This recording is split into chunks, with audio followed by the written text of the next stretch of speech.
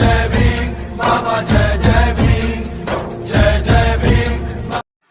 ఈరోజు వికారాబాద్ జిల్లా వ్యాప్తంగా ప్రైవేటు కార్పొరేట్ స్కూళ్ళ యొక్క దందా ఒక రేంజ్లో నడుస్తున్నప్పటికీ కూడా జిల్లా విద్యాధికారులు నిద్ర వ్యవస్థలో ఉండడము చాలా శోచనీయమైనటువంటి పరిస్థితి ఈరోజు జిల్లాలో దాపరించి ఉంది.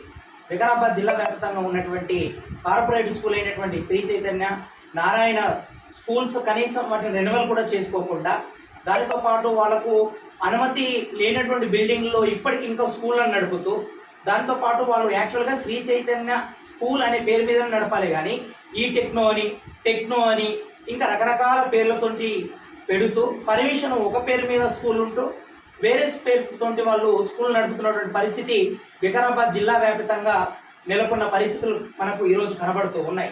వీటిపైన ఎన్నోసార్లు మేము గతంలో పీడిఎస్ విద్యార్థి సంఘంగా మెమరాండం కూడా ఇవ్వడం జరిగింది డిఓ మేడం గారికి, అలాగే కలెక్టర్ గారికి కూడా ఎటువంటి స్పందన లేదు.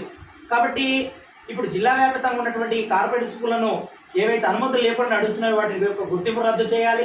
అదేవిధంగా వికారాబాద్ జిల్లా వ్యాప్తంగా ఉన్నటువంటి ప్రైవేట్ స్కూళ్ళలో కూడా తమ ఇష్టానుసారంగా ఒక్కొక్కరు 13,000, 14,000, 8,000 పై చిలుకే ఒక్కొక్క విద్యార్థికి అంటే ఒక ఎల్కేజీ పిల్లవాడికి 8,000 పై చిలుకు ఉన్నటువంటి పుస్తకాల రేటుతో, నోట్స్ పుస్తకాల రేటుతో స్కూల్ డ్రెస్సులు ఇలా అన్ని రకాలుగా అమ్ముతున్నటువంటి పరిస్థితి మనకు కనబడుతూ ఉన్నది. మరి ఇంత దంద నడుస్తూ ఉంటే మరి ఎంఈఓలు కానీ లేదా జిల్లా అధికారులు యంత్రాంగం కానీ అసలు ఏం జరుగుతూ ఉన్నది అనేది మనం ఇక్కడ అర్థం చేసుకోవాల్సిన అవసరం ఉన్నది.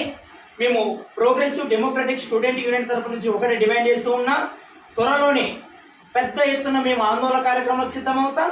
ఖచ్చితంగా మేము మరి ఆందోళన కార్యక్రమాలతో పాటు కలెక్టరేట్ ముట్టడిని కూడా నిర్వహిస్తాం త్వరలోనే.